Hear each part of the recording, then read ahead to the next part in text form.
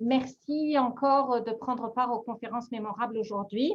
Je sais que pour certains, c'est peut-être une déception, étant donné que le webinaire aurait dû être sur la conduite automobile.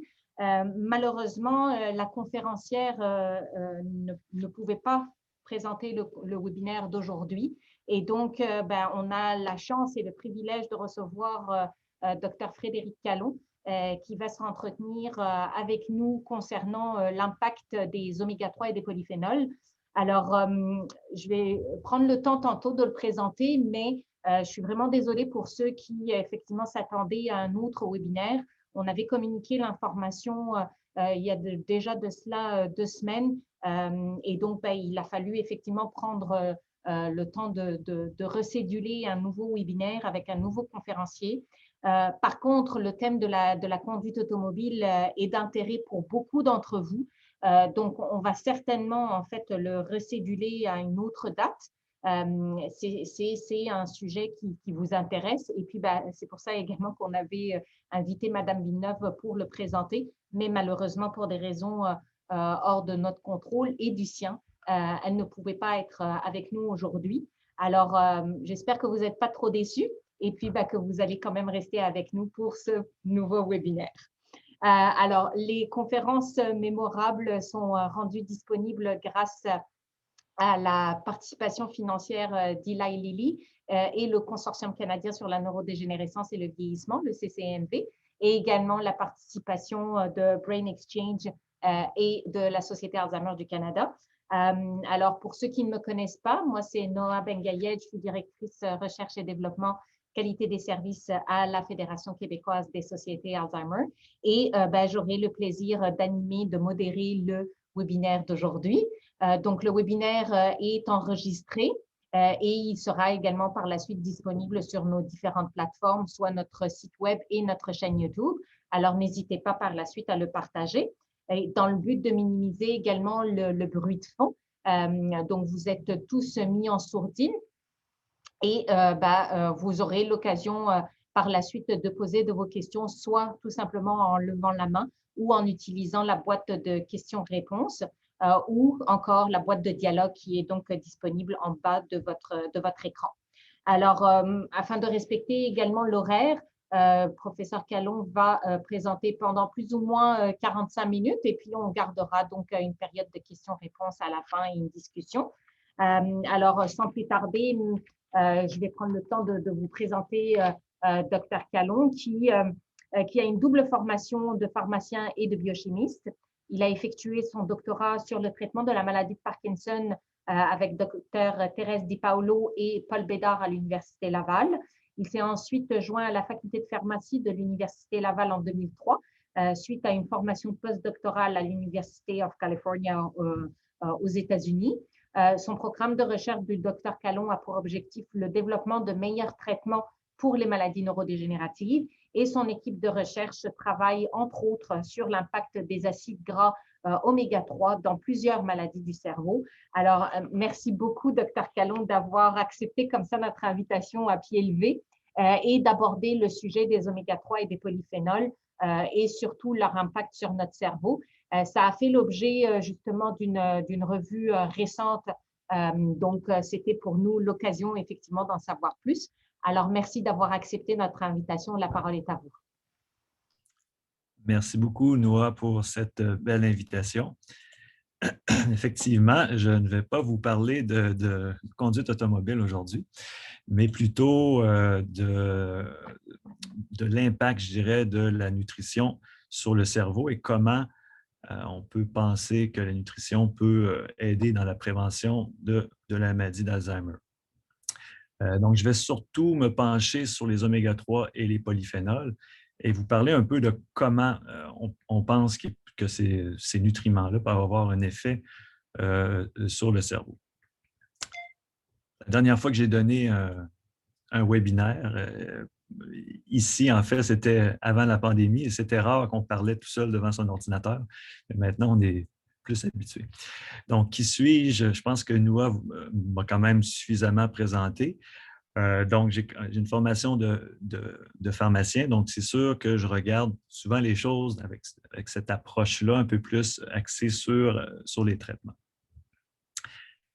Donc, mes objectifs vont être d'apporter des arguments scientifiques à l'importance de la nutrition dans la prévention de la maladie d'Alzheimer, mais aussi d'expliquer un peu plus comment ces nutriments peuvent réellement avoir un effet sur le cerveau. Il y a des bases scientifiques à ça et c'est ça dont je vais vous parler un peu. Souvent, j'aime présenter la maladie d'Alzheimer un peu comme un flot pathologique qui commence vers les gènes, qui va vers l'expression de la maladie, mais qui est contrôlé par une sorte de robinet qui implique les facteurs d'environnement. Et parmi ceux-ci, je m'intéresse particulièrement à la diète. Et tout ça qui mène donc à l'expression clinique de la maladie. Donc, un peu l'hypothèse, c'est qu'on peut contrôler ce robinet-là pour limiter le flot pathologique qui est encodé dans nos gènes vers l'expression de la maladie. Donc, on va parler un petit peu de traitement, mais très rapidement. Vous savez qu'on a quelques médicaments quand même disponibles en pharmacie pour traiter la maladie d'Alzheimer.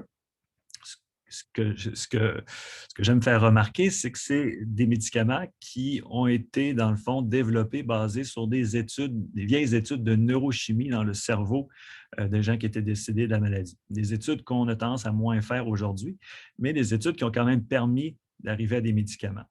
Des médicaments qui sont un peu mal aimés. J'avais tendance moi-même à les critiquer, mais il faut quand même admettre qu'en 20 ans, on n'a pas réussi à faire bien mieux que ça. Donc, je me mets un petit peu à les aimer un peu plus, ces bons vieux médicaments-là, les inhibiteurs de cholinestérase et la mémantine, parce que finalement, ça montrait que peut-être les hypothèses qu'on avait à cette époque n'étaient pas si mauvaises que ça et qu'on n'a pas réussi nécessairement à faire beaucoup mieux. C'est important aussi de mentionner qu'ils sont maintenant tous disponibles en générique, donc en termes de coût, c'est quand même pas très dispendieux. Par contre, la recherche nous a plutôt amené vers la génétique. Et ça, dans les 20 dernières années, je monte un cimetière parce que beaucoup de médicaments ont échoué malheureusement dans le développement de la maladie d'Alzheimer. Et ça, il faut quand même s'interroger là-dessus. Donc, ici, c'est une figure qui montre là, les différents... On peut estimer à plus de 200 échecs là, en études cliniques dans le domaine de l'Alzheimer. Et les médicaments qui sont sur le marché, c'est toujours en fait les mêmes qui ont été développés il y a une vingtaine d'années. Bon, les chiffres exacts peuvent être discutables. Cette figure-là, les chiffres sont un peu différents. Mais où est-ce que tout ça m'amène? C'est qu'il faut peut-être voir le traitement de la maladie ou d'une autre façon, plus dans une approche préventive et peut-être plus dans une approche en contrôlant les facteurs de risque. Donc, en mieux comprenant ces facteurs de risque-là, peut-être qu'on peut aussi développer d'autres types de traitements plus préventifs. Donc, parmi les facteurs de risque, comme vous le savez, il y a l'âge, mais l'âge, bien qu'on peut sûrement qu'il faut l'étudier plus pour mieux comprendre comment l'âge a un impact aussi fort dans la maladie d'Alzheimer. Il faut l'étudier, mais on ne peut pas vraiment le modifier. Un autre des facteurs de risque importants, c'est la faible éducation. Et ça, c'est quand même aussi, je dirais, assez difficile à modifier parce que c'est assez intrinsèque là, dans l'évolution de la maladie. L'histoire familiale, dans le fond, c'est la génétique. Ça peut nous servir à mieux comprendre peut-être la maladie. Mais quand c'est le temps d'intervenir, c'est beaucoup plus difficile. Même chose pour le fameux génotype APOE4, qui est un facteur de risque critique là, de la maladie d'Alzheimer. On ne peut pas vraiment le modifier. Par contre, il y a des facteurs de risque qu'on peut peut-être mieux modifier, comme les maladies cardiovasculaires, par exemple, et le diabète. On sait que c'est ce qu'on fait dans la vie de tous les jours, là, dans le domaine médical, d'essayer de mieux contrôler les risques de ces maladies-là et de mieux contrôler ces maladies-là comme telles aussi. Puisque ce sont des facteurs de risque de l'Alzheimer, on peut peut-être prévenir l'Alzheimer de cette façon-là. Bon, le sexe qui est un peu plus discutable comme facteur de risque, mais il reste que le sexe biologique, on ne peut pas vraiment le modifier. Mais ça nous amène à l'alimentation, pour laquelle je mets quelques points d'exclamation parce que c'est de ça dont on va parler aujourd'hui. Je vois qu'il y a quelques... Oui, ApoE4, c'est ApoE epsilon 4. C'est un gène, effectivement, une allèle, dans le fond, ou un état génétique, disons, qui est associé à un risque plus élevé de développer la maladie d'Alzheimer. Donc, pourquoi la nutrition est intéressante? En fait, elle peut avoir des effets directs et indirects. Et là, sur cette diapo-là, dans le fond, ce que je montre, c'est différents facteurs de risque et l'impact, dans le fond, qu'ils peuvent avoir sur le risque de développer des démences. Okay? On a le diabète, l'hypertension, l'obésité. Bon, la diète a peut-être des effets directement sur les risques d'Alzheimer ou de démence, mais elle peut aussi, en plus, avoir des effets indirects. Donc, si on améliore notre diète, on peut réduire le risque d'obésité, d'hypertension et de diabète, et à ce moment-là, indirectement, avoir aussi un effet sur le cerveau et sur le risque de développer ces maladies. On peut dire un peu la même chose avec l'exercice physique. Donc, on peut avoir un bénéfice intrinsèque à cette activité-là ou à cette intervention-là, mais on peut peut-être espérer avoir des effets indirects. Donc, c'est un avantage potentiel. Pensez quand même rapidement, mais c'est simplement pour ceux qui connaissent un peu mieux l'épidémiologie. Donc, il y a des études des méta-analyses qui regroupent différentes études d'association entre le diabète et le risque d'Alzheimer et qui concluent effectivement un risque augmenté de démence et de diabète, de démence et d'Alzheimer chez les gens qui ont un diabète. Ça s'établit à peu près sur toute la vie, ce risque-là, et pour l'Alzheimer aussi. Mais ça, on peut voir ça aussi comme une opportunité. En fait, il y a des groupes là, qui réfléchissent beaucoup à la maladie d'Alzheimer actuellement, et eux ont estimé qu'environ le tiers des cas d'Alzheimer pourraient être prévenus en contrôlant des facteurs de risque. Donc ça, c'est quand même quelque chose d'intéressant. Évidemment, c'est une estimation, ça peut être contesté, mais c'est quand même quelque chose d'intéressant. Et ça, c'est quand même appuyé sur des évidences, là. Au niveau de l'épidémiologie, mais aussi d'études chez des modèles animaux. Donc, on pense qu'il existera un cercle vicieux entre certaines maladies périphériques, comme le diabète, les maladies cardiovasculaires et la maladie d'Alzheimer. Chose qu'on sait bien, c'est qu'ils partagent les mêmes facteurs de risque souvent. Et il y a des études chez des modèles animaux, eux nous montrent que lorsqu'on induit de l'Alzheimer dans le cerveau d'une souris, par exemple, on va voir des effets dans le corps de la souris, des effets sur son métabolisme qui sont comme néfastes. Et inversement, si on induit l'obésité à un animal, on voit des effets néfastes au cerveau. Donc, on pense qu'il y a un cercle vicieux. Ça, c'est peut-être une mauvaise nouvelle, mais la bonne nouvelle, c'est qu'avec un traitement, on peut peut-être faire une pierre deux coups. Bon, il faudrait que je mette un S, je pense, à coup, mais comme par exemple des insulino-mimétiques, la nutrition, le contrôle des risques cardiovasculaires peuvent avoir un effet sur et les maladies périphériques et peut-être les maladies du cerveau en même temps. Donc, ça m'amène à la constatation que beaucoup de gens font aujourd'hui. Je pense que c'est important de le signaler. Il y a 20 ans, prévention, on en parlait un peu moins. On voulait vraiment trouver un traitement, ce qui est encore évidemment la priorité. Mais je pense qu'aujourd'hui, il y a une meilleure reconnaissance de l'importance de la prévention et particulièrement de l'alimentation dont je vais parler aujourd'hui. Donc, contrôle des risques cardiovasculaires, qu'est-ce que ça veut dire? Bien, ça veut dire c'est des traitements qu'on a là, avec nos médecins, nos pharmaciens, ce que le système de santé fait déjà, le traitement de l'hypertension, diabète, dyslipidémie, d'obésité. On pense que tout ça peut avoir aussi des effets favorables dans l'Alzheimer. Je mets une petite étoile sur l'hypertension parce qu'il y a quand même une étude récente là, qui montre bien en contrôlant mieux l'hypertension, on peut réduire le risque là, de troubles cognitifs légers plus tard. Ça, c'est quand même une nouvelle intéressante qui est sortie en 2019. Ça, je vais vous parler après des études multidomaines. Donc, il y a aussi les activités cognitives. Quand on dit activités cognitives, on parle surtout d'apprentissage, d'apprendre une nouvelle langue, par exemple, apprendre des nouvelles mots, des nouvelles définitions. C'est des choses qui peuvent aussi aider à la prévention, l'activité physique et ce qui m'amène à l'alimentation dont je vais vous parler plus aujourd'hui. Pourquoi je mets cette petite capsule-là d'études multidomaines? C'est simplement pour vous dire que ça, c'est mieux compris actuellement, c'est mieux accepté. Et il y a des études dans le monde qu'on appelle multidomaines. C'est des études cliniques d'intervention et qui combinent, dans le fond, un contrôle des risques cardiovasculaires, activité cognitive, activité physique et alimentation. Et ces études-là, malheureusement, ont été un peu bloquées là, par la pandémie. Ici, c'est une figure qui illustre un petit peu ce qu'on appelle le Fingers Network. Donc, Fingers, ça vient du nom de la première étude qui venait de Finlande. Et on voit dans différents pays du monde des études de la sorte qui sont en cours actuellement.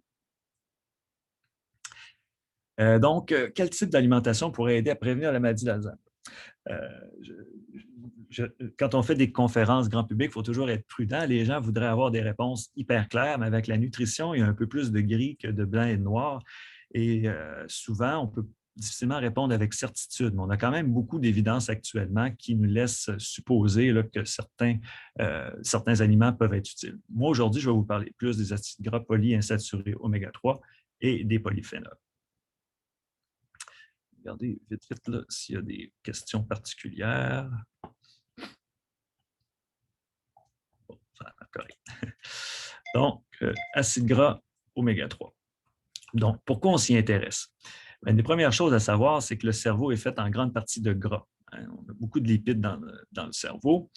Le cerveau aussi a une capacité assez phénoménale de concentrer les acides gras oméga 3. Donc, on suppose que quand on mange des oméga 3, partie va au cerveau, mais le cerveau a une capacité extraordinaire de les conserver, ces oméga 3-là, parce qu'ostensiblement, le cerveau en a besoin. Ces lipides, dont les acides gras oméga 3, sont essentiels aux fonctions du cerveau et ce contenu-là dépend beaucoup de l'alimentation. Ça, c'est quelque chose moi, dont je vais vous parler un peu plus, mais qui me fascine toujours quand même. Et donc, les lipides qu'on retrouve dans nos assiettes, donc nos choix alimentaires, peuvent avoir des influences sur la performance de notre cerveau. Et donc, en fait, il y a une base scientifique à ça. On parle de 20 des acides gras du cerveau qui sont le DHA, donc un acide gras oméga 3. Donc, les oméga 3 représentent 20 des acides gras du cerveau. Donc, c'est quand même énorme. Je n'irai pas nécessairement très loin dans la chimie, mais pour expliquer quand même que c'est quoi un acide gras oméga 3, bien, un acide gras, ça veut dire qu'il y a un bout acide et un bout gras. Donc, le bout acide, c'est un carbone qui peut libérer un proton, finalement, avec deux oxygènes. Donc, il y a un proton, un atome d'hydrogène qui peut être relargué. Donc, ça fait le bout acide. Et le bout gras, bien, dans le fond, c'est une longue chaîne de carbone. Et cette chaîne de carbone-là peut contenir des éléments de saturation. Lorsqu'il n'y a aucune liaison saturée, on parle d'un gras saturé dans le fond. Et lorsqu'il y a une double liaison, on parle d'un gras qui est insaturé. Quand il y en a juste une, on dit monoinsaturé. Quand il y en a plusieurs, on dit polyinsaturé, comme ici les acides gras oméga 3. On a l'exemple de l'EPA. Et pourquoi on les appelle oméga 3? Bien, en fait, le dernier carbone au bout, on l'appelle oméga. Et à partir de là, on part, on va 1, 2, 3. Donc, la première double liaison est au troisième carbone, donc on dit oméga moins 3. En fait, on devrait dire des oméga moins 3, mais on dit oméga 3 parce que c'est plus facile. Mais bon, les chimistes pourraient nous dire qu'on n'a pas tout à fait raison. C'est des oméga moins 3, en fait.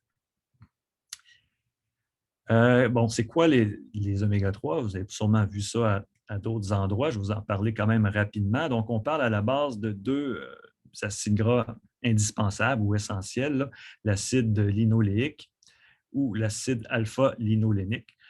Donc, le linoléique, c'est un oméga 6 qui sont considérés comme indispensables ou essentiels selon la terminologie. Donc, il faut absolument les obtenir dans l'alimentation.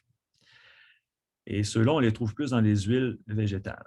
Par contre, au cerveau, on va retrouver beaucoup plus le DHA ici que 22 carbone. L'organisme peut produire à partir de l'acide linolénique du DHA, mais en quantité assez réduite. C'est plus rapide de l'obtenir directement dans l'alimentation. Sinon, les oméga 3, eux, quand ils s'allongent, peuvent former de l'acide arachidonique qu'on retrouve aussi en bonne quantité au cerveau. Et l'acide isopentanoïque, l'EPA, qu'on retrouve en très faible quantité dans le cerveau, mais on le trouve dans beaucoup de suppléments. Ces deux-là, EPA et DHA, sont retrouvés beaucoup dans les poissons, par exemple. Donc, le contenu en lipides du cerveau dépend de l'alimentation. C'est ce que je vais vous montrer par quelques exemples. En fait, bon, quand on mange du sucre, le carbohydrate, du sucre, des protéines, beaucoup vont être métabolisés. Dans les acides gras, c'est la même chose, mais il y a comme une petite partie des acides gras qui va rester dans le fond intact et qui peut aller directement au cerveau. Et nous, c'est ce qu'on a montré à plusieurs reprises chez l'animal. Je vais juste vous montrer quelques exemples. Je ne montrerai pas beaucoup de résultats aujourd'hui, mais je veux juste vous en montrer quelques-uns. Bien sûr, j'ai trouvé toujours assez frappant. Donc, on donne à des souris, par exemple, si on regarde ici en vert, on donne ici à des souris une diète qui ne contient aucun acide docosahexaénoïque, donc aucun DHA, une diète forte en DHA et une diète forte en EPA, qui est celui qui est juste plus petit un peu que le DHA. Donc, on voit que la diète forte en DHA augmente drastiquement les niveaux de DHA au cerveau, tandis que la diète forte en EPA augmente un peu les niveaux de DHA au cerveau. Donc, vous voyez qu'en manipulant la diète des souris, puis les souris n'ont pas le choix, ils mangent ce qu'on leur donne. Donc, on voit vraiment l'augmentation au cerveau avec des diètes basées sur le DHA. On voit la même chose avec l'EPA, puis c'est encore plus flagrant. Donc, des diètes qui n'ont pas du tout de DHA, pas du tout d'EPA, on va trouver, c'est presque indétectable l'EPA au cerveau. Mais si on donne beaucoup de DHA, on voit apparaître de l'EPA au cerveau. Et c'est la même chose. Bon, ça, c'est deux groupes de souris, mais c'est un peu la même chose. Quand on donne beaucoup de PA, on le voit augmenter aussi. Donc, c'est vraiment une démonstration que les acides gras dans l'alimentation ont un impact direct sur les concentrations respectives au cerveau. Et là, je vais m'amuser quand même à vous montrer qu'on voit des choses similaires avec les monoinsaturés. Les monoinsaturés, on trouve ça beaucoup dans l'huile d'olive, dans l'huile de canola. Et si on regarde ici, on voit que l'acide oléique, OL, augmente avec une diète forte en canola. Le canola augmente aussi les oméga-3 au cerveau, mais c'est moins connu souvent pour les monoinsaturés, mais c'est la même chose qu'on observe. Et on a même fait ce genre d'études avec les méchants gras trans, donc on est capable de faire apparaître des gras trans dans le cerveau des souris. Donc, tout ça, dans le fond, c'est pour vous montrer que les gras qu'on met dans notre assiette vont se retrouver en partie dans notre cerveau.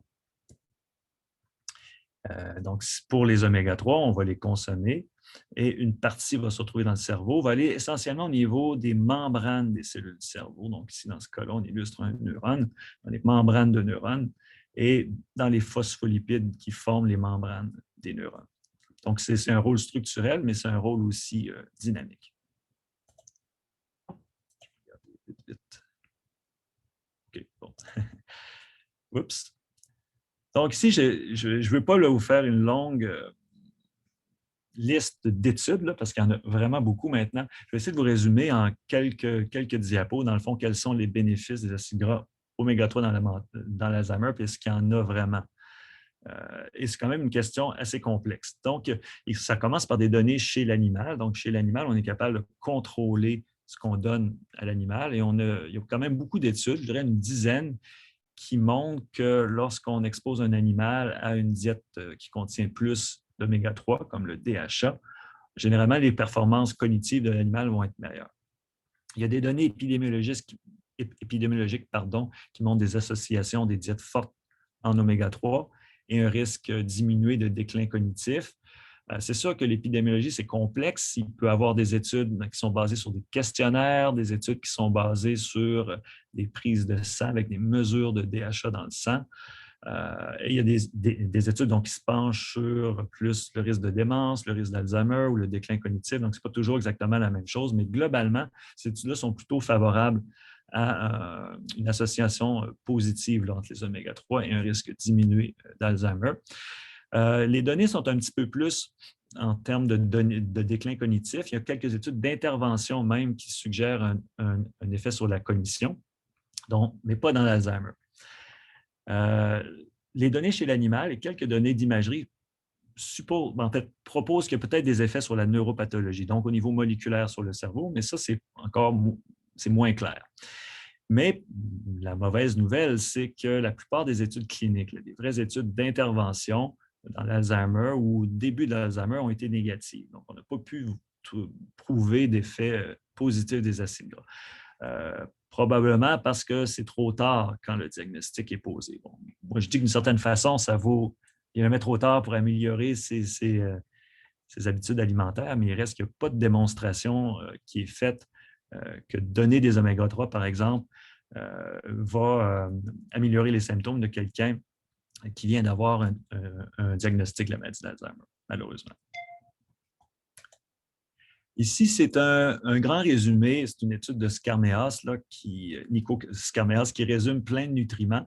Je vais juste vous montrer un peu là, ce qui est ressorti sur les acides gras oméga-3. Donc, lui, il tente de faire un genre de résumé et on voit que ça, c'est des études observationnelles, donc des études d'association. Dans ces études-là, on voit plutôt que les acides gras saturés en rouge ici, c'est plus souvent négatif. Donc, plus souvent, les gens qui consomment plus d'acides gras saturés, souvent, c'est associé à un risque plus élevé de déclin cognitif.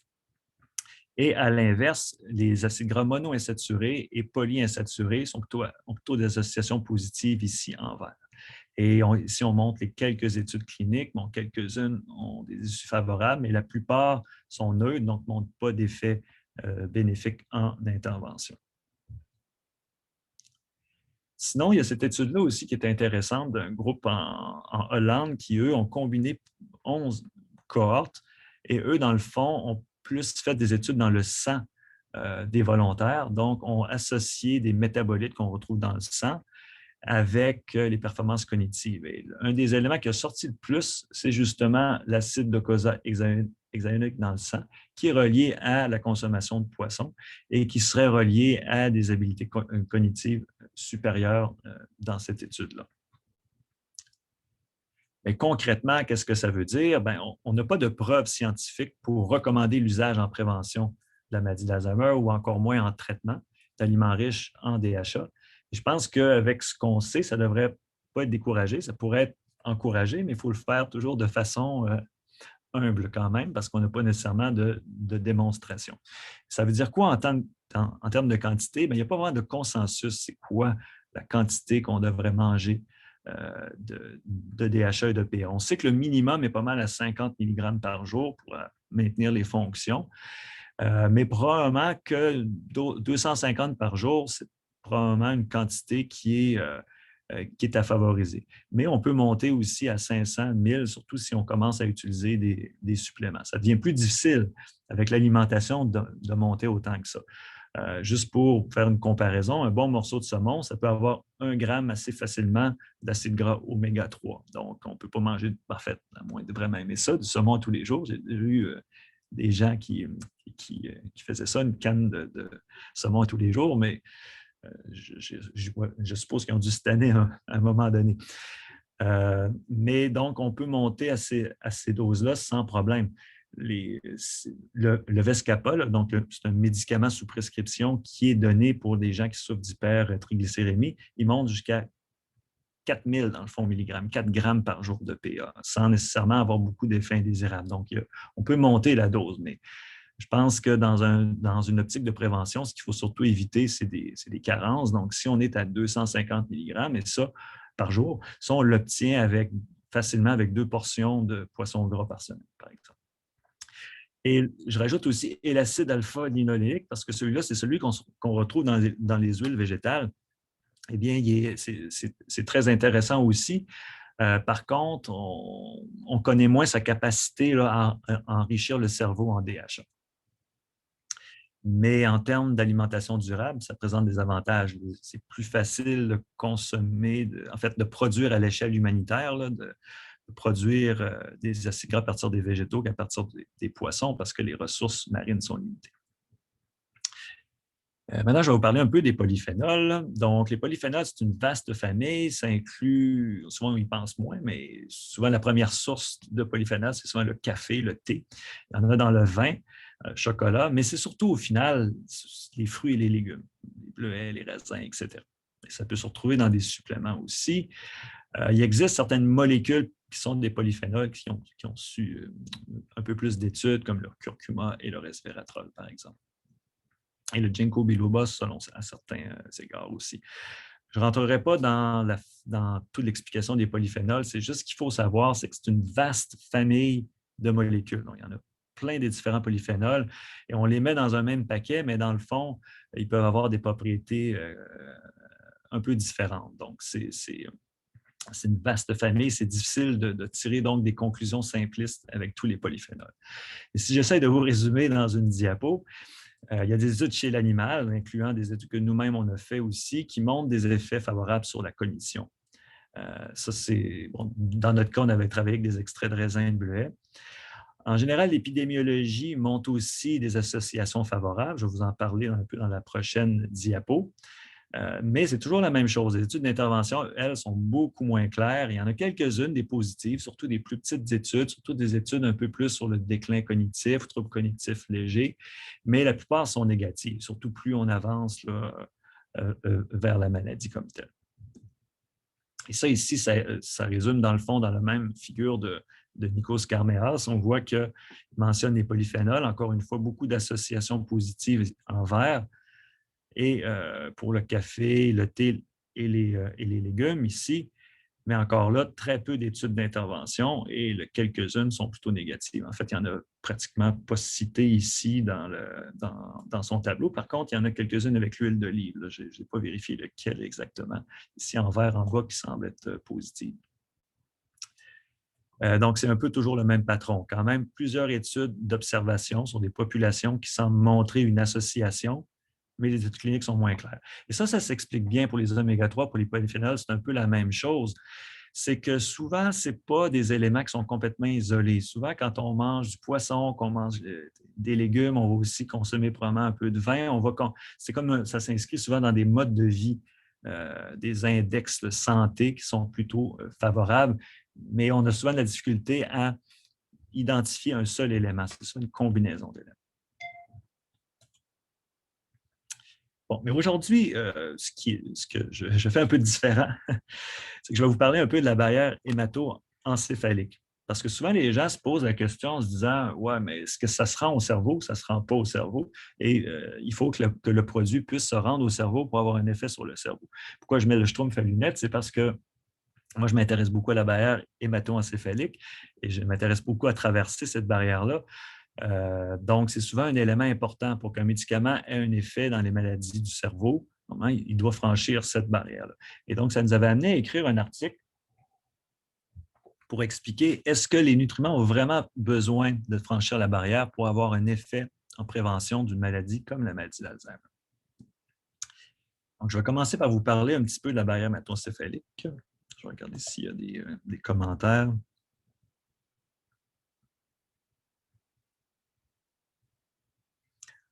Les oméga-3 pour les œufs, ce n'est pas nécessairement une source si importante d'oméga-3. C'est des sources qui sont un peu plus réduites. Mais c'est sûr que les œufs comme tels, on pourra parler tout à l'heure dans les questions. Il y a différentes écoles de pensée un peu par rapport à ça. Qu'est-ce que la barrière hémato-encéphalique? Donc, ça se trouve être un système multicellulaire qui rend très étanche les micro-vaisseaux qui irriguent le cerveau. Donc, dans notre cerveau, on a plein de vaisseaux cérébraux. Forcément, ils sont dans notre cerveau. Donc, c'est des micro-vaisseaux cérébraux qui nourrissent notre cerveau. Donc, notre cerveau reçoit beaucoup, beaucoup de sang parce qu'on a besoin de beaucoup, beaucoup de nutriments pour le faire fonctionner.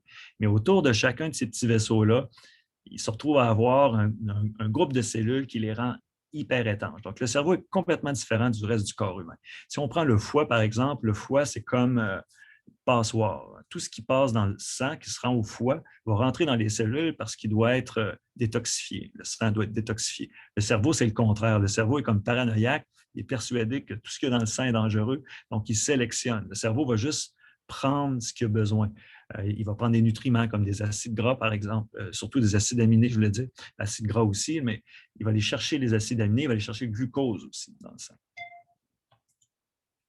Donc, ça ressemble à ça, un vaisseau sanguin, donc, et on a des petites cellules autour comme ça qui sont très étanches, qui sont toutes pognées ensemble, donc qui forment des jonctions serrées entre elles et qui empêchent, dans le fond, la grande majorité des molécules du sang d'aller dans le cerveau qui se retrouvent ici. Bon, je n'irai pas dans tout le détail là, des types de cellules. Et nous, au laboratoire, on a une méthode qui s'appelle la perfusion cérébrale in situ. On injecte directement dans la carotide d'animaux des molécules et après, on peut aller examiner dans le cerveau si ces molécules-là ont traversé la barrière hémato-encéphalique. Donc, c'est une méthode très quantitative. Et qu'est-ce qui traverse la barrière hémato-encéphalique? Bon, évidemment, je ne peux pas, là, en 2 minutes, vous parler de tout ça, mais je vais juste vous dire des idées générales. C'est que pour les médicaments, c'est un gros problème parce que beaucoup de médicaments ne traversent pas la barrière. Ceux qui traversent la barrière, c'est généralement les petites molécules lipophiles qui forment peu de ponts hydrogène avec l'eau. Donc, lipophile, ça veut dire des molécules qui aiment le gras. Le cerveau est gras, les membranes des cellules sont plutôt grasses. Mais les ponts hydrogène, c'est quoi un pont hydrogène? C'est vraiment un point de chimie assez pure. Là. Je vais quand même juste essayer de vous l'expliquer. C'est que dans la biochimie, dans la vie, il y a beaucoup d'eau. Hein. Une grande partie de notre corps, c'est de l'eau. Donc, toutes les molécules de la vie, dans le fond, interagissent toujours avec beaucoup d'eau. Et l'eau, c'est quoi? Ben, c'est un oxygène et 2 hydrogènes. Et dans nos molécules de la vie, les protéines, tout ça, les acides gras, il y a beaucoup de carbone et d'oxygène et d'hydrogène aussi. Dans le fond, un pont hydrogène, c'est une réaction qui se passe entre les molécules et l'eau. C'est comme une chicane, dans le fond, parce que les hydrogènes, eux, les oxygènes aiment les hydrogènes. Donc, ils veulent garder tous les hydrogènes pour eux. Et quand ils rencontrent d'autres oxygènes, il y a comme une chicane à savoir qui va garder l'hydrogène. Et finalement, il y a comme une genre de trêve qui est faite et l'hydrogène se retrouve dans le milieu. Et c'est ça qui s'appelle un pont hydrogène, finalement. Donc, ce que ça veut dire, c'est que lorsqu'on prend une molécule, qu'elle se retrouve dans notre sang, une molécule qui forme des ponts hydrogènes, c'est comme si elle se retrouve entourée de plein de molécules d'eau qui restent là, finalement, un peu accrochées sur la molécule. Et ça, ce que ça fait, c'est que la molécule devient plus grosse et surtout qu'il y a beaucoup de charge électrique. Et ça, c'est vraiment la condition qui fait qu'une molécule ne traverse pas la barrière hémato-encéphalique. Donc, ce sont des molécules hydrophiles, polaires, qu'on appelle aussi, qui forment beaucoup de ponts hydrogène. C'est celles qui peut passer. Et aussi les très grosses molécules. Donc, actuellement, on veut beaucoup travailler avec des anticorps monoclonaux, mais c'est des molécules énormes et qui traversent peu la barrière hémato-encéphalique. Et là, aujourd'hui, je vous ai parlé d'acide gras oméga 3 et de polyphénol. Donc, c'est là-dessus que je vais surtout me pencher en termes de nutriments. Donc, pour les acides gras polyinsaturés oméga 3, bien, la réponse est assez claire, c'est oui. On va bien traverser la barrière. Par contre, c'est quand même compliqué parce que ça va être influencé par les composants du sang. Les acides gras peuvent se lier. Il y a plein de choses dans le sang, plein de protéines, et les acides gras peuvent rester liés. Et ça peut influencer la quantité d'acides gras qui va traverser la barrière hémato-encéphalique. Et il y a aussi des mécanismes de contrôle. Il faut comprendre que le cerveau, lui, il veut peut-être que les oméga 3 rentrent, mais il ne voudra pas qu'ils sortent beaucoup. Donc, il va y avoir des mécanismes pour les retenir à l'intérieur du cerveau. Donc, c'est hautement régulé. Mais le point ici, c'est que lorsqu'on consomme des acides gras oméga 3, on en trouve après dans le cerveau. Donc, il y a vraiment en grosse concentration, en grande quantité. Donc, il y a un transport à travers cette barrière. Pour les polyphénols, malheureusement, c'est moins le cas. Je ne dis pas vraiment parce qu'il y a tellement de polyphénols qu'on ne peut pas, tellement de différents polyphénols que c'est possible qu'il y en a quelques-uns qui traversent un peu plus, mais la majorité, ce n'est pas le cas. Les bonnes études qui ont tenté de mesurer les polyphénols au cerveau arrivent avec des quantités tout petites, donc on peut conclure que globalement, ça ne traverse pas. Mais est-ce qu'un médicament peut quand même avoir un effet sans traverser la barrière hémato-encéphalique? En fait, ma réponse que je propose, c'est oui. Quand un médicament traverse la barrière, oui, il peut avoir un effet rapide, un effet direct, il peut être utilisé en prévention et même en traitement. Par contre, un médicament qui ne traverse pas la barrière va sûrement avoir un effet plus lent. Mais ça, je pense que ça peut quand même être utile pour un effet à plus long terme sur la progression lente d'une maladie. Donc, ça veut dire en prévention, il y a quand même une possibilité à ce moment-là que le médicament ou le produit naturel soit quand même utile. Et ça m'amène au petit schéma qu'on avait produit là je vais parler un petit peu de ce schéma-là pour résumer dans le fond comment un produit peut avoir un effet sur le cerveau. Donc ici, en 1, c'est en fait, le produit va rentrer par la bouche, va aller dans l'intestin, va passer par le foie, par le cœur et être envoyé partout dans l'organisme. Donc, le produit qui, en 1 ici, se rend au cerveau, traverse la barrière hémato-encéphalique, lui, à ce moment-là, aurait un effet direct. Et nous, ce qu'on pense en 2 ici, c'est qu'un médicament peut avoir un effet aussi sur la barrière hémato-encéphalique comme telle. La barrière hémato-encéphalique, c'est comme des gardiens à la douane un peu, et on pense qu'ils sont actifs, hein, les douaniers, ils ne font pas juste mettre des barrières, ils sélectionnent et ils jouent un rôle, dans le fond, dans la société. Donc, c'est un peu la même chose pour la barrière hémato-encéphalique qui va contrôler ce qui rentre, ce qui sort, et d'une certaine façon va contrôler la santé du cerveau. Donc, on pense qu'un médicament peut avoir un effet là. Un médicament peut avoir un effet sur le flux sanguin cérébral, donc au niveau cardiovasculaire ou cérébrovasculaire. Un produit naturel ou un médicament peut avoir un effet sur le métabolisme, donc sur le diabète, par exemple, sur les lipides dans le sang. Et ça peut avoir aussi des effets sur le cerveau indirect et aussi le fameux microbiote dont on parle beaucoup actuellement. Donc, un polyphénol, par exemple, peut avoir des effets sur le microbiote et il existe des liens entre le tractus gastro-intestinal et le cerveau. Et ça, à ce moment-là, ça peut être une autre façon pour qu'un produit naturel exerce un effet sur le cerveau. Donc, si je conclue un petit peu là, pour acides gras, oméga 3 et polyphénol, donc pas efficace en traitement après le diagnostic, mais les preuves sont quand même encourageantes en prévention.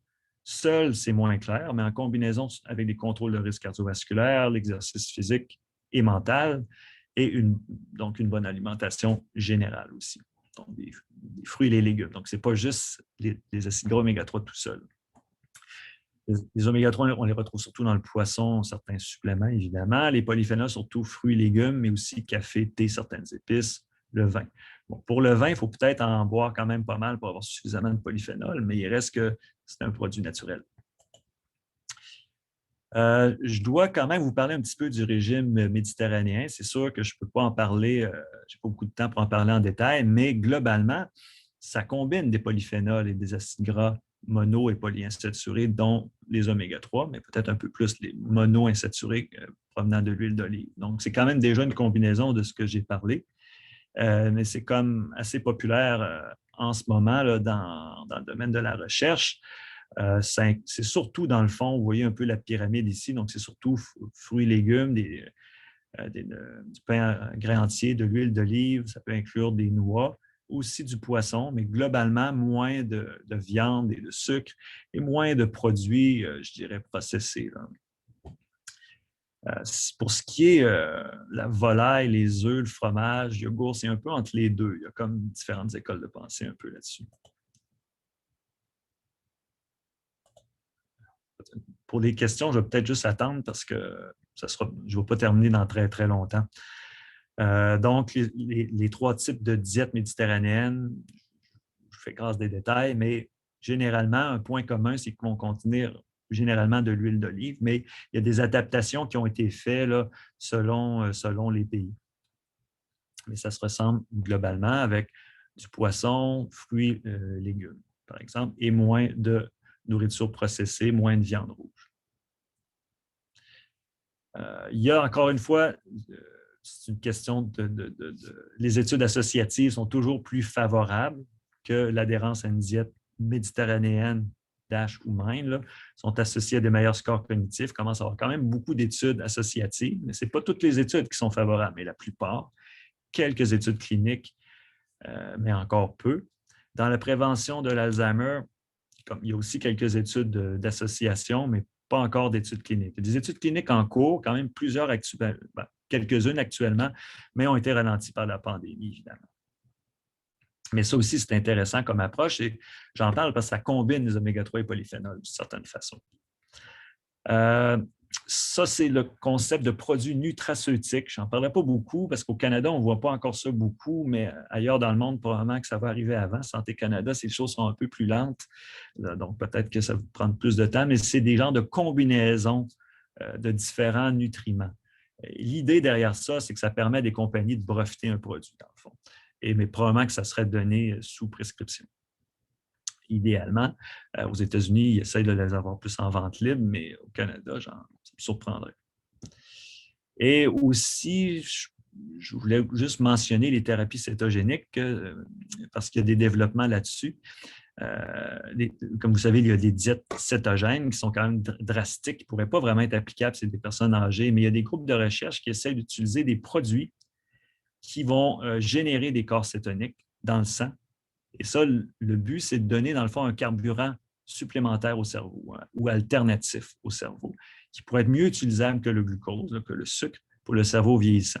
Et l'équipe, par exemple, de Stephen Cunnane à Sherbrooke qui travaille là-dessus, ont des études cliniques quand même, des résultats intéressants. Donc, c'est quelque chose qui va peut-être, c'est quand même de l'alimentation, mais c'est des choses quand même intéressantes à suivre dans le futur. Et quand prévenir, dans le fond, c'est un petit graphique que je fais ici pour, encore une fois, pour enfoncer le clou de la prévention.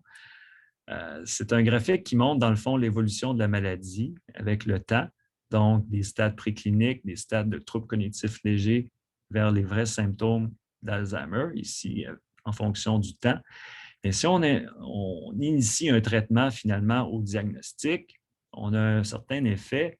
Le bénéfice à long terme, même si on a un effet sur la progression de la maladie, ne sera peut-être pas extraordinaire. Mais si on l'initie plus tôt, ce bénéfice-là devient un peu cumulatif et à la longue peut être encore plus important. Donc, c'est encore là l'idée de prévention pour la maladie d'Alzheimer qu'il faut, dans le fond, bien considérer. Donc, pour conclure, bon, vous savez que la maladie d'Alzheimer est un diagnostic terrible. Moi, je n'ai pas parlé de la maladie comme telle aujourd'hui. J'ai sauté un peu plus vite à l'alimentation pour respecter le temps. Mais c'est une maladie progressive, ça ouvre la porte à peut-être des méthodes de prévention. Donc, je pense qu'il faut regarder ça. On a des traitements en pharmacie qui sont peu efficaces, on dit souvent ça, mais en même temps, ils sont mieux que rien. Puis moi, j'ai appris un peu avec les années à mieux les aimer parce que je suis en recherche quand même depuis un certain temps. Je me serais attendu à ce qu'on trouve quand même autre chose là, dans les 20 dernières années. Donc, il faut apprendre quand même à les aimer un peu plus peut-être. Donc, l'espoir réside en recherche. Il y a quand même peu d'argent globalement qui est consacré à la recherche. Il y a eu beaucoup d'échecs aussi dans les 20 dernières années. Ça nous amène, je pense, à repenser un peu plus à d'autres façons d'agir, parce qu'il faut agir pour prévenir cette maladie-là, et que manipuler des facteurs de risque, ça donne quand même des options dès maintenant. On n'a pas besoin d'attendre dans 10 ans. Et donc, par exemple, diminuer les risques cardiovasculaires. Et l'alimentation, selon moi, est un des leviers dont on dispose actuellement d'interventions qui sont disponibles, même si on n'a pas toutes les preuves qu'on voudrait.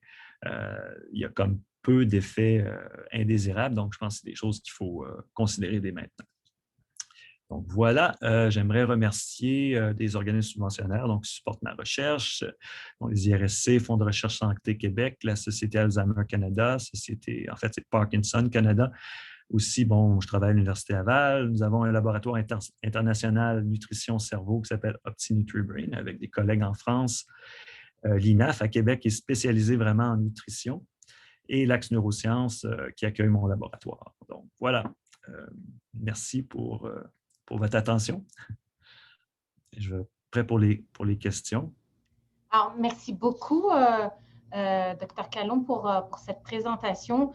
On a beaucoup déjà de questions là, de nos participants. Alors, on va y aller effectivement par ordre. Vous avez effectivement répondu déjà brièvement à la présence des oméga-3 dans les œufs. Si vous voulez peut-être compléter votre réponse. Oui, ben en fait, dans le domaine de la nutrition, il y a des choses qui évoluent. Par exemple, les œufs, avant, on disait que parce qu'ils contenaient beaucoup de cholestérol, on les voyait un peu comme moins bons, mais ça, c'est des choses qui ont été renversées plus récemment, là, quand on fait des études plus approfondies, parce que les œufs contiennent quand même des protéines, mais et plusieurs autres éléments. Mais en termes de source d'oméga 3, ce n'est pas une source nécessairement qui se détache tant que ça. C'est sûr que si on nourrit bien nos poules avec beaucoup de grains qui contiennent beaucoup d'acide linolénique, on va avoir un peu plus d'oméga 3 dans les œufs, mais ça reste quand même pas la principale source, là. Si on veut augmenter sa consommation d'oméga 3, on est mieux d'y aller d'autres façons plus efficaces. Vous avez justement beaucoup parlé des oméga 3, DHA, EPA. On trouve beaucoup effectivement de produits disponibles là sur les étalages avec des concentrations ou des ratios différents en DHA et en EPA. Qu'est-ce qui est recommandé étant donné que l'EPA est un précurseur de la DHA? Est-ce qu'il faut privilégier une concentration élevée en DHA ou au contraire plus d'EPA pour favoriser par la suite une concentration de DHA dans le cerveau et donc par voie de métabolisme? est-ce que je pourrais vous entendre là-dessus par rapport justement à Ouais. ce qui est disponible sur le marché? Je pourrais en parler longtemps. Je vais essayer de faire une réponse courte parce que c'est quand même une grande question. C'est sûr que d'un point de vue de biochimiste, quand on regarde dans le cerveau, là, ce qu'on trouve, c'est du DHA. On trouve quand même très peu d'EPA. Donc ça donne à penser que le DHA est probablement plus important. Sauf qu'il y a quand même des études cliniques, surtout les études cliniques qui souvent, il y en a quelques-unes qui rapportent des meilleurs effets avec l'EPA. Et ça, on ne sait pas nécessairement exactement comment l'expliquer. Et l'autre chose aussi, c'est que, comme dans la figure que je vous ai montrée, on se rend compte que quand on donne du DHA, on augmente l'EPA au cerveau. Et quand on donne de l'EPA, on augmente aussi le DHA au cerveau. Donc, les deux sont reliés. Il y a une rétroconversion dans un sens et une conversion. Donc, les deux se ressemblent d'une certaine façon. Quand c'est le temps de vraiment choisir un produit, c'est sûr que pour le cerveau, on penche un petit peu plus vers le DHA. Mais il y a pour les études cardiovasculaires, comme le produit comme le Vascepa, eux semblent voir des études un peu mieux, des résultats un peu mieux que l'EPA. À un certain moment, il y avait des études sur les troubles de l'humeur qui semblaient dire aussi que l'EPA était mieux. Donc, on n'a pas comme de réponse claire, mais c'est sûr que les deux se ressemblent. Il ne faut pas penser que c'est blanc ou noir, là. Mais le cerveau, il ne faut pas oublier que le cerveau, c'est surtout le DHA qui a besoin. Donc, pour le cerveau, on privilège le DHA, mais je pense que les deux sont bons. Excellent. Est-ce que des nutritionnistes ou des diététiciens sont plus spécifiques à des personnes atteintes de la maladie d'Alzheimer? Vous avez mentionné justement les diètes méditerranéennes, diète MIND. Est-ce que ça, vous pensez que c'est quelque chose qui est bien connu ou en tous les cas prescrite en termes de prévention chez les nutritionnistes et les diététiciens? Bien, il y a quand même des recommandations officielles là, de l'Organisation mondiale de la santé par rapport à favoriser la diète méditerranéenne, mais on n'a pas encore d'études cliniques d'intervention claires là, pour dire que oui, il faut le faire. Sauf qu'en même temps, il y a quand même pas vraiment de désavantages, à moins qu'on aime beaucoup le McDonald's, là, mais il y a quand même beaucoup d'avantages à bien manger. Donc là, moi, je ne parlerai pas pour les nutritionnistes. Les nutritionnistes, c'est eux qui sont plus à même de vraiment faire des interventions là-dessus, mieux expliquer exactement qu'est-ce que c'est là, dans la vie de tous les jours, une diète méditerranéenne. Mais je pense que c'est des choses qu'il faut quand même encourager actuellement. OK. On a beaucoup de questions par rapport à la diète cétogène, mais elles sont toutes interreliées. Mais juste, vous avez mentionné le caprilidène, qui est donc un triglycéride à chaîne moyenne. Et là, les essais cliniques étaient négatifs. Oui, il y Quelle est avait la un différence? échec. Pardon? Ouais. C'est ça. Il y avait une compagnie aux États-Unis là, qui a changé de nom plusieurs fois, là, c'était Acera, qui avait produit je pense que c'est du Souvenir, là, il me semble. Je ne suis plus certain du nom, parce qu'il y en a eu plusieurs. Là. Ils ont eu plusieurs produits aussi, mais à un moment donné, ils ont eu une étude quand même relative, en fait, qui était considérée comme négative avec leurs produits. Là. D'accord. Mais là, actuellement, il y a d'autres études qui sont faites avec d'autres produits différents. Je pense que je ne l'ai pas dit verbalement, mais il y a des gros problèmes, peut-être pas des problèmes, mais des challenges ou les défis en termes de formulation. C'est quoi de trouver la meilleure formulation pour ces triglycérides-là à médium, à chaîne moyenne. Là. Et donc, on est là-dedans. Là. Il y a eu des études quand même favorables par rapport à ça. Donc, je pense qu'il y a une possibilité que ça puisse fonctionner, mais il y a encore des choses à améliorer, dans le fond, dans ces produits-là. Parce qu'effectivement, ça m'amène à la question par rapport à la diète cétogène, plus spécifiquement. Vous avez mentionné effectivement les recherches de Dr. Kenen, qui lui aussi utilise la diète cétogène. C'est un autre produit qui est utilisé, le Brain Expert. Ben là, effectivement, les résultats sont plutôt positifs pour améliorer les fonctions exécutives. Donc, de ce que je comprends, est-ce que ça serait plus par rapport effectivement à la formulation du produit lui-même qui est administré? Parfait. Oui, ils ont travaillé beaucoup sur la formation et lui collaborait en fait, il connaît beaucoup tous ces gens-là. Là, puis la compagnie dont je vous parlais, il travaillait aussi avec eux. Et Ouais, pour essayer de trouver les meilleures formulations, le meilleur moment pour le donner.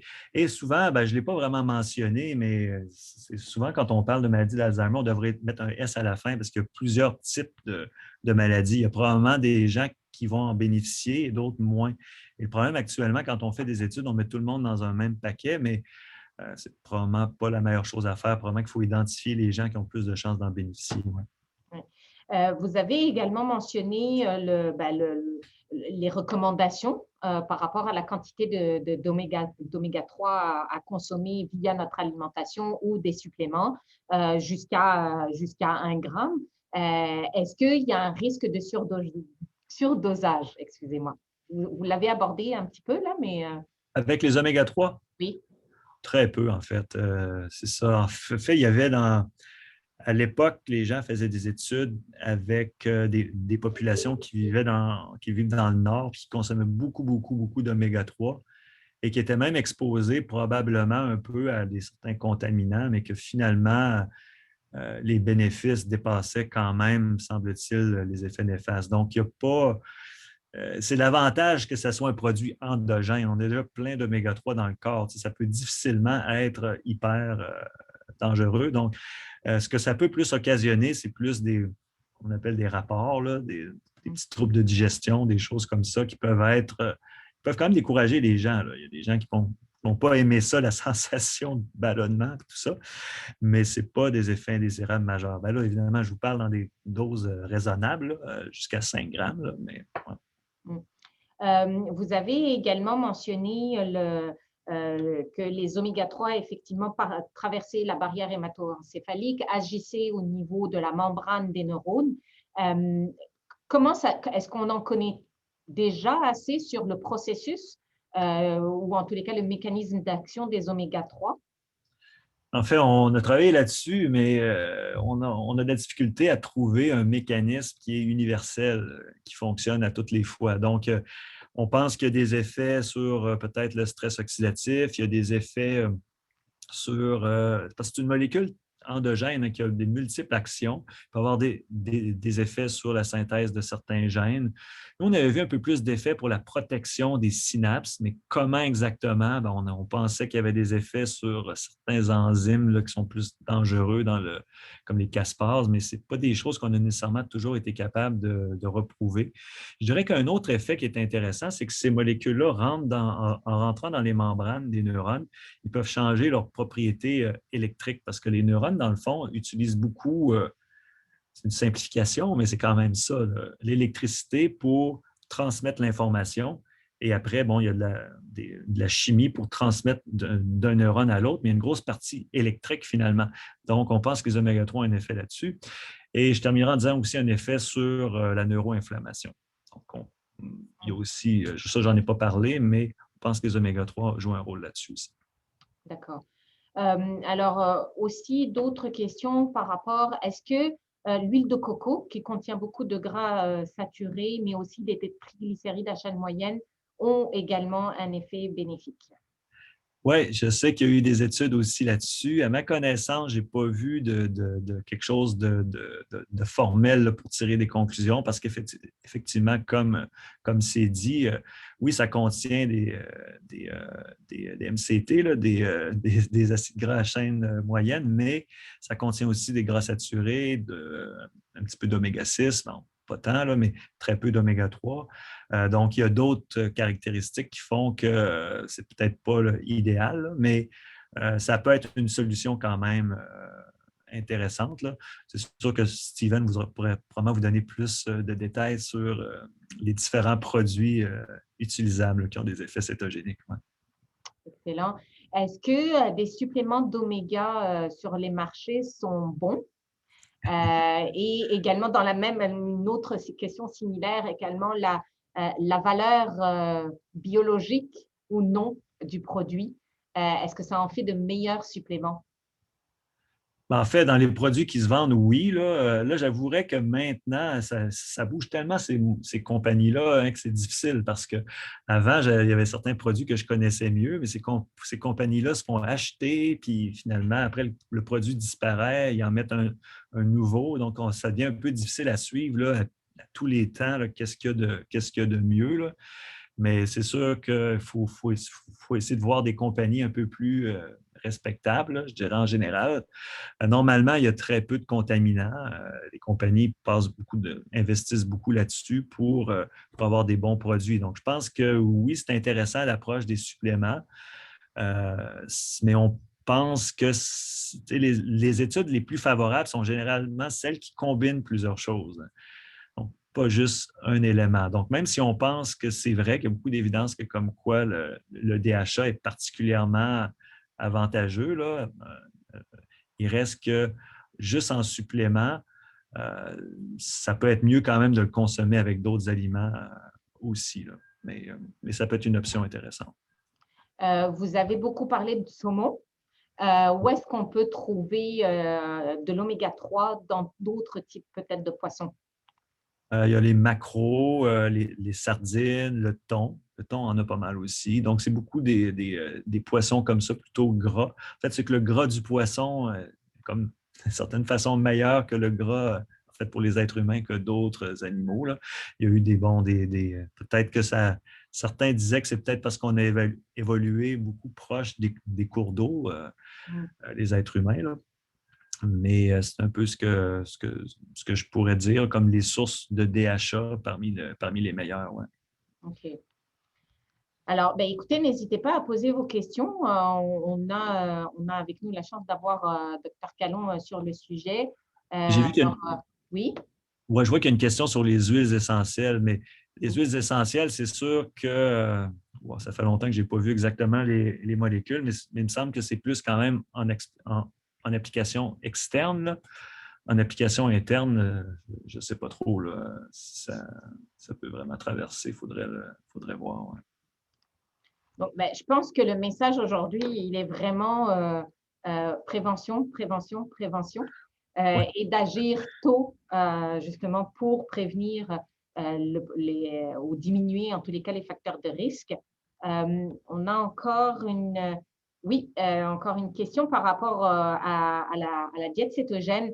Est-ce qu'elle peut être applicable à des personnes âgées? Ben, la vraie diète cétogène, là, celle qui réduit vraiment les sucres au maximum pour vraiment produire des corps cétogéniques, c'est des diètes qui sont assez drastiques, là. Et quand on parle d'intervention, comme la diète méditerranéenne, on essaye de rester dans un univers agréable aussi, là. Évidemment, c'est peut-être que certaines personnes sont plus décidées que d'autres, là, mais au niveau d'organisation, c'est quand même beaucoup plus difficile à appliquer. Beaucoup de gens vont quand même trouver ça quand même très difficile au début, là. Donc, c'est pour ça que moi, je trouvais que c'était pas quelque chose de facile à implémenter là, ou à appliquer. C'est pour ça, dans le fond, que des équipes comme Stephen Cunnane et d'autres dans le monde essayent de travailler avec des produits qui pourraient, dans le fond, reproduire cet effet-là de production de corps cétogénique, mais d'une façon plus facile à intégrer dans un mode de vie normal, là. Évidemment, chaque personne est différente, là, mais Ben, juste sur une note personnelle, moi, j'ai suivi la diète cétogène. J'ai perdu 10 kilos. Mon conjoint, lui, a perdu 25 kilos. Mais je vous avoue que ça a été dur. C'est surtout sur la durée, en fait. ouais, il faut durer Pas le longtemps. fait de commencer, c'est vraiment de maintenir. Et puis, bah, surtout que c'est quand même dur là, de prendre du café avec un petit beurre un petit bout de beurre. Là. Je veux dire, il faut aimer ça, là, le gras, et puis en mettre du beurre partout. Et puis, donc, c'est surtout sur la durée que ça devient difficile. Donc, effectivement, avoir des alternatives comme ça.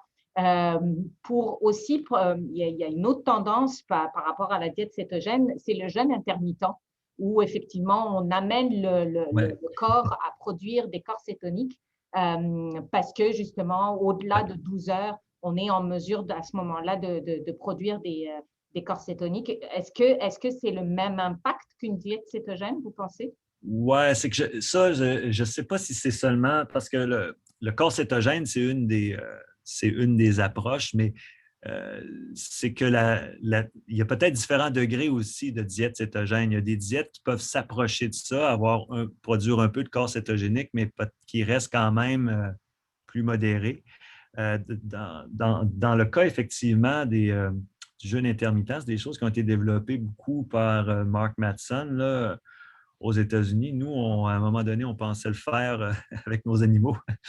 Mais effectivement, c'est que les êtres humains, dans l'évolution, étaient souvent exposés à manger beaucoup et après, très peu manger. Oui. Et comme ça. Et surtout comment je dirais ça, il y a beaucoup notre organisme est comme un peu fait, en fait, pas tout le monde, mais certaines personnes ont des organismes qui sont faits pour, quand ils mangent, d'emmagasiner vite, vite, en prévention d'une famine, mais aujourd'hui, la famine n'arrive pas. Donc, c'est des mécanismes qui sont finalement, qui deviennent comme mauvais maintenant, là. Donc, c'est comme pour briser ça un peu. Donc, je pense que ça va dépendre des gens. Il y a peut-être des gens qui, selon leur profil génétique, ont plus de chances d'en bénéficier, mais ça peut être des approches intéressantes, là. Plutôt que Non, il y avait même des études que j'avais vues là-dessus qui montraient que ça avait des effets quand même mieux que beaucoup d'autres diètes là, restrictives, de juste couper pendant une période. Des fois, ce n'est pas des si longues périodes que ça, et ça peut avoir des effets favorables, en tout cas pour les êtres humains. Ouais. OK. Une autre question par rapport aux graines de lin qui contiennent beaucoup j'imagine peut-être le ALA, c'est, je ne Ça, suis pas familiarisée, mais c'est quoi? L'acide linoléique? ouais, alpha-linoléique. Ouais. Ah ouais. Alors, est-ce qu'elle pourrait remplacer l'apport en DHA? Oui. Alors, je ne sais pas Oh, si c'est ça a moi qui comme bloqué de mon côté. Oui, mais on vous entend.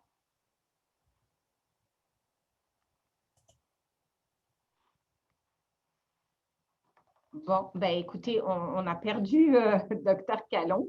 On va attendre quelques petites minutes. Là, peut-être qu'il peut se reconnecter.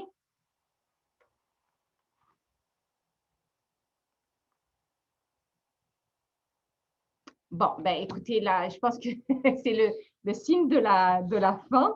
Alors, j'aurais voulu le remercier là en direct avec vous, mais j'aurai l'occasion de le faire par la suite. Alors, merci beaucoup à vous d'être resté avec nous malgré ce changement de thématique. Et puis, j'espère que le sujet vous a intéressé.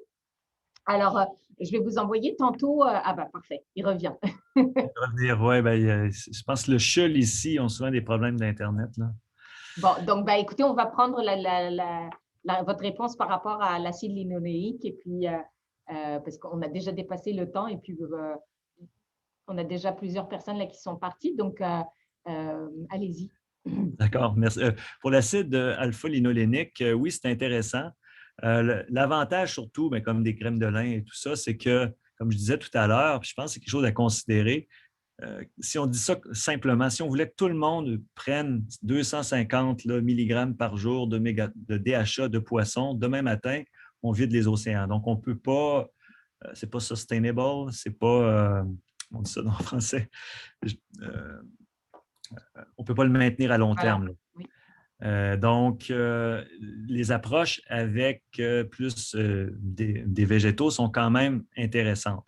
C'est juste que ce qu'on s'est rendu compte, c'est que l'organisme transforme seulement en partie l'acide alpha-linolénique en DHA. Donc, c'est plus difficile pour finalement subvenir aux besoins du cerveau. Et je dirais que c'est une question qui, selon moi, n'est pas encore complètement bien répondue. C'est des trucs que j'aurais aimé faire un peu d'essayer de trouver la dose. Est-ce que vraiment c'est vraiment impossible, en prenant des hautes doses d'alpha-linolénique, de ne pas augmenter les niveaux de DHA suffisamment au cerveau? Je ne sais pas si la question est vraiment complètement résolue, là. Donc, c'est une bonne question. C'est une autre solution. Sauf qu'il faut quand même être conscient qu'il faut en prendre vraiment beaucoup si on veut compétitionner avec le poisson. Le poisson est comme une façon plus efficace d'atteindre des concentrations optimales au cerveau. Oui. OK. Parfait. Écoutez, merci beaucoup. Là, j'ai l'occasion de vous le dire en direct. Là. Merci beaucoup vraiment Merci, Noah. d'avoir porté comme ça ce webinaire et puis de nous avoir fait un topo sur l'apport des oméga-3 et des polyphénols là, sur la santé de notre cerveau, mais surtout aussi de revenir sur l'importance de la prévention avant que le diagnostic ou que les symptômes associés à la maladie d'Alzheimer ne soient présents. Je pense que là, le message est clair. Alors, merci aussi à vous tous. Je vais vous envoyer avant la fin de la journée là, le lien de l'enregistrement du webinaire avec également une courte évaluation. Si vous pouviez y répondre, ça va nous permettre effectivement de programmer les prochaines éditions des conférences mémorables. Et on aura la chance le mois prochain, donc le 2 juin, d'accueillir Maître Denis Marcellet, qui est le curateur public du Québec et qui va nous entretenir sur une nouvelle mesure de protection qui est la mesure d'assistance et qui va entrer en vigueur en juin 2022. Donc, la loi a été adoptée, homologuée, reçu la sanction et donc d'ici 2022, ça va apporter une mesure supplémentaire pour les personnes âgées. Alors, au plaisir de vous compter parmi nous. Si vous n'êtes pas encore inscrit, n'hésitez pas à le faire. Et puis, merci encore à vous tous. Merci à Dr. Callon. Et puis, au plaisir de vous compter parmi nous au prochain webinaire. Merci encore. Merci beaucoup à tout le monde. Merci Noah et merci à la Fédération québécoise des sociétés Alzheimer. Merci encore. Bonne fin de journée. Au revoir.